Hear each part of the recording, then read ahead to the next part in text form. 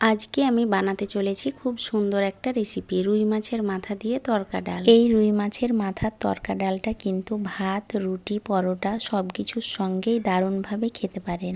আসসালামু আলাইকুম, আমি খায়রুন্নেসা গুজরাট থেকে। সবাই কেমন আছেন? আশা করি সবাই ভালো আছেন। আজকে বাইরে অঝোর ধরায় ঝুমঝুম বৃষ্টি হচ্ছে আর আমি বাইরে বসে হাতে রাঙাচ্ছি মেহেন্দি। এমন সুন্দর একটা দিনে হাতে মেহেন্দি দিতে কার না ভালো লাগে, কিন্তু সত্যি কথা বলতে কি, মেহেন্দির সুন্দর সুন্দর ডিজাইন আমি নিজে একদম দিতে পারি না। তবে ভাগ্য ভালো, আমাদের বিল্ডিং এর নিচে একজন মিষ্টি মানুষ ছিলেন যিনি সুন্দর করে মেহেন্দি পরিয়ে দিলেন। হাতের মেহেন্দিটা ভালোভাবে ধুয়ে ফেলে এবার চলে এলাম আমি রান্নাঘরে, কারণ আজকের বৃষ্টি ভেজা দিনে আমি বানাবো স্পেশাল তরকা ডাল।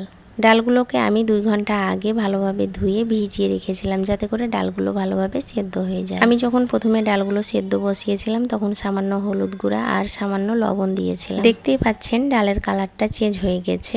আর সামান্য একটুখানি ডাল সেদ্ধ হবে, তাহলে কিন্তু আমার ডাল সেদ্ধ রেডি। আর এখানে আমি তরকা বানানোর জন্য কি কি নিয়েছি দেখতেই পাচ্ছেন। আদা কুচি আর রসুন কুচি, তারপরে ধনেপাতা, টমেটো, তারপরে হচ্ছে কাঁচা লঙ্কা, আর এখানে ছিল মিট মশলা আর সবজি মশলা।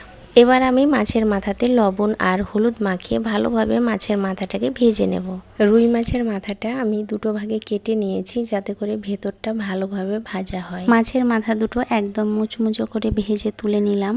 এবার ওই মাছ ভাজার তেলে দিয়ে দিলাম গোটা জিরে, কালো জিরে, তারপরে হচ্ছে রসুন কুচি, আদা কুচি। এবার আমি মাছের মাথা দুটোকে ভালোভাবে গ্লাসে করে কুচিয়ে নিলাম, যাতে করে তরকার সঙ্গে ভালোভাবে মিশিয়ে যায়। প্রথমে আমি আদা রসুনটা একটু লাল করে ভেজে নিলাম, তারপরে দিয়ে দিলাম টমেটো কুচি, তারপরে দিয়ে দিলাম 1 চামচ লঙ্কার গুঁড়ো আর 1 চামচ লবণ। এখানে কিন্তু হলুদের ব্যবহার করা যাবে না। যখন আমি ডাল সিদ্ধ করি তখন আমি 1 চামচ লবণ আর সামান্য হলুদ দিয়ে ডালটা সিদ্ধ করেছি, সেই জন্য এখন আর আমি তরকাতে হলুদ দিচ্ছি না। তরকা এমনিতে হলুদ ছাড়াই দেখতে ভালো লাগে। মশলাটা একদম পারফেক্টলি কষানোর পর আমি দিয়ে দিলাম কুচনো মাছের টুকরোগুলো। মশলার সাথে মাছের টুকরোগুলো ভালোভাবে কষিয়ে নিলাম, তারপরে দিয়ে দিলাম সেদ্ধ করে রাখা ডাল।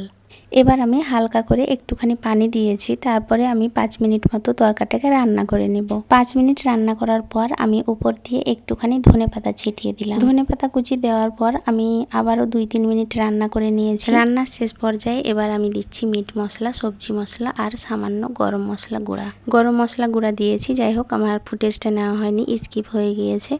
লাস্ট পর্যায়ে আবারও আমি 1 মিনিট রান্না করে নিয়েছি। এই যে দেখুন আমার তরকার ফাইনাল। অনেক সুন্দর হয়েছিল তরকা, রান্নাটা অনেক টেস্টিও হয়েছিল।